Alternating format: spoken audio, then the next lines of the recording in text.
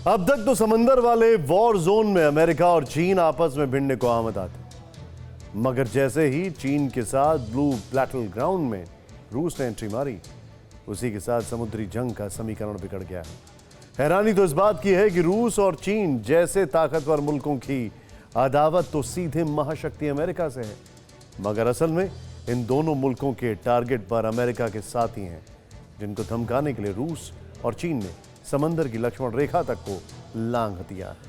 आखिर कैसे जिनपिंग और पुतिन का बारूदी प्लान विनाशकारी वॉर के संकेत दे रहा है? देखिए, रूस और चीन का घात पानी पर जंगी पिसाद।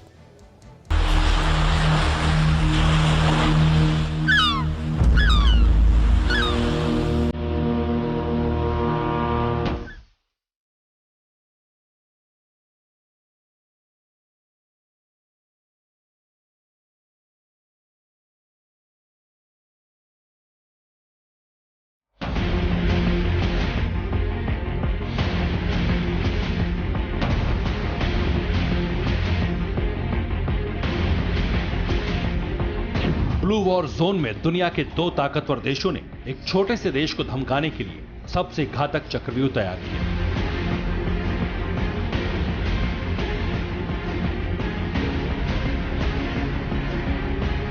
पहले तो पूर्वी चीन सागर में दोनों महाशक्तियों के समुद्री लड़ाकों ने बेहिसाब गोला बारूद बरसाया।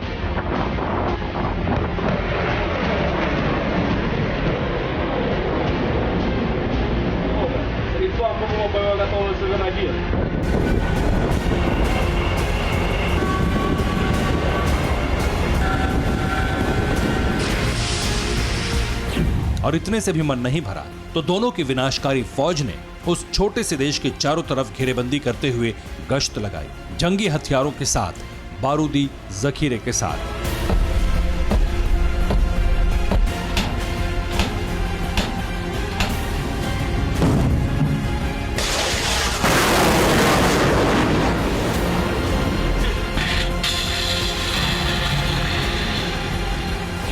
दूसरे विश्व युद्ध के बाद यह पहला मौका था जब पूरे जापान में सनसनी मच गई, क्योंकि चीन और रूस के जंगी लड़ाकों ने हथियारों से लैस होकर जापान के चारों तरफ गश्त की, प्लानिंग के साथ घेरेबंदी की।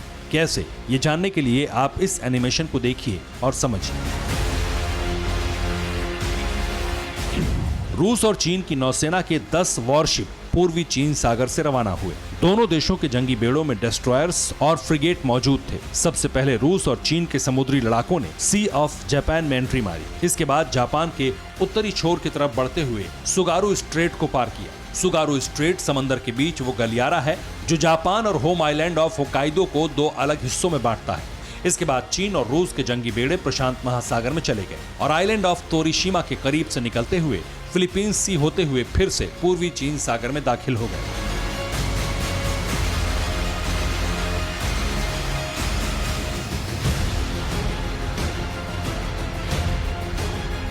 चीन और रूस के तमाम डिस्ट्रॉयर्स और फ्रिगेट किलर मिसाइलों से लैस होकर जापान के हर कोने से गुजरे। खुद जापान ने इस खबर की जानकारी दुनिया को दी।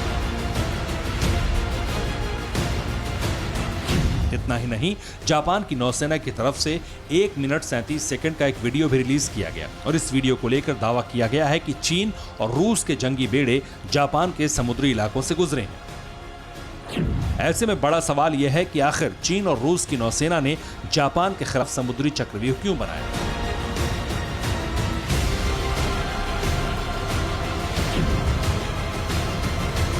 क्यों हथियारों से लैस बेड़ों को जापान की निगरानी में लगाया? क्या जिनपिंग और पुतिन का जापान पर हमले का प्लान था? क्या समुद्र के अलग अलग वॉर जोन से चीन और रूस जापान पर धावा बोलने वाले थे?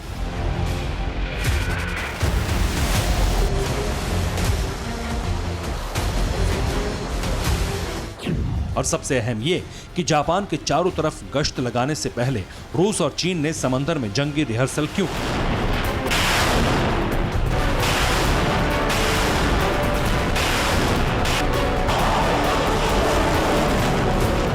क्या ताइवान की तरह जापान को भी ड्रैगन रूस की मदद से डराना चाहता है?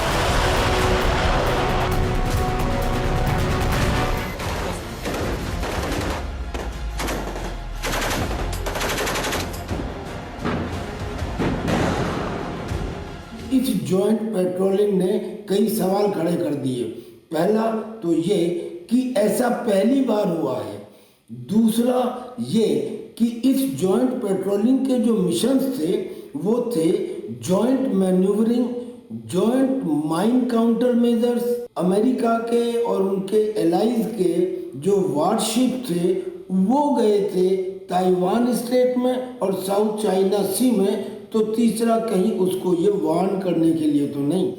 तो आपको बता दें कि रूस और चीन की नौसेना ने एक साथ इतने योद्धाओं के साथ जंगी ड्रिल और परेड सिर्फ नुमाइश के लिए नहीं बल्कि अपने 3 बड़े दुश्मनों पर चढ़ाई के लिए अंजाम दी थी।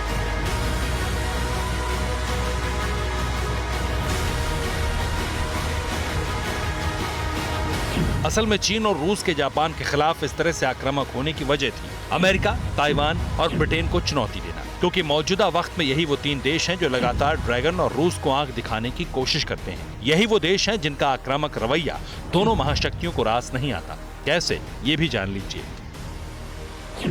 चीन की सीधी अदावत अमेरिका और ताइवान से है, जबकि जापान और ब्रिटेन सुपर पावर की मदद के चलते ड्रैगन के टारगेट पर है। तो वहीं महाबली रूस और महाशक्ति अमेरिका के बीच तनातनी तो पूरी दुनिया जानती है, लेकिन अमेरिका का साथ देने के लिए ब्रिटेन अपनी नौसेना को रूस के समुद्री इलाके में दाखिल करवा रहा है। ऐसे में रूस ने अमेरिका और ब्रिटेन के खिलाफ मोर्चा खोलते हुए चीन के साथ पहले तो सी ऑफ जापान में युद्धाभ्यास किया और फिर जापान की घेरेबंदी की। चाइना ने ये कहा कि ये जो जॉइंट पेट्रोलिंग है ये एशिया पैसिफिक रीजन में पीस और स्टेबिलिटी को मेंटेन करने के लिए है, क्योंकि वो पीस एंड स्टेबिलिटी डिस्टेबलाइज हो चुकी है because of America and allies.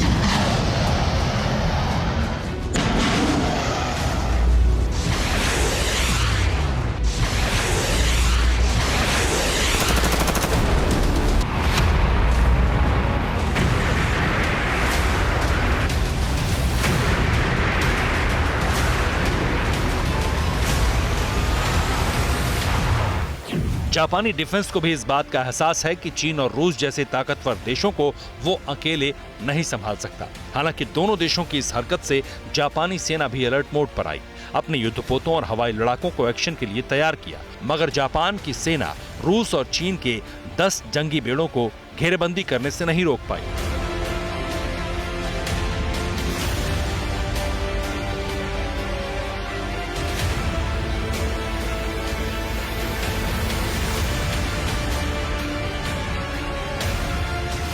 अब सवाल है, क्या रूस और चीन की हिमाकत के बाद अमेरिका पूरी ताकत के साथ ब्लू बैटल ग्राउंड में उतरेगा?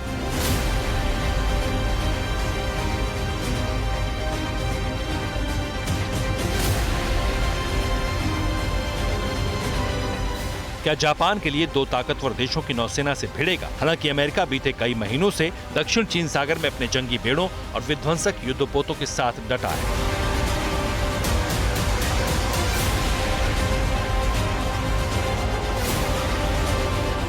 कई बार चीन और अमेरिका के बीच तनाव जंग के मुहाने तक भी गई, मगर अभी भी दोनों देश एक दूसरे को सिर्फ चेतावनी दे रहे हैं।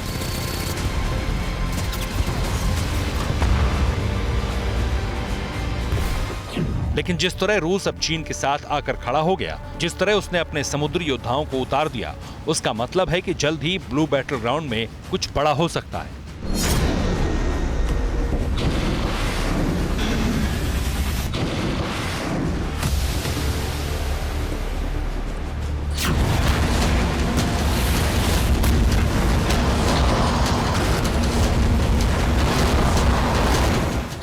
सुपर पावर अमेरिका के 2 दुश्मन पूरी तरह से एक्टिव हो चुके हैं। अब वो महाशक्ति के खिलाफ क्या एक्शन लेते हैं, ये आने वाला वक्त बताएगा।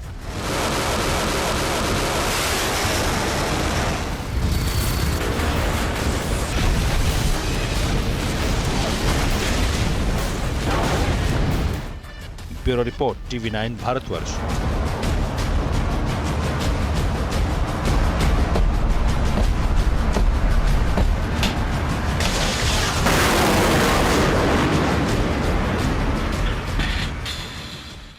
अड़ी सोमवार से शुक्रवार शाम 6 बजे सिर्फ TV9 भारतवर्ष पर।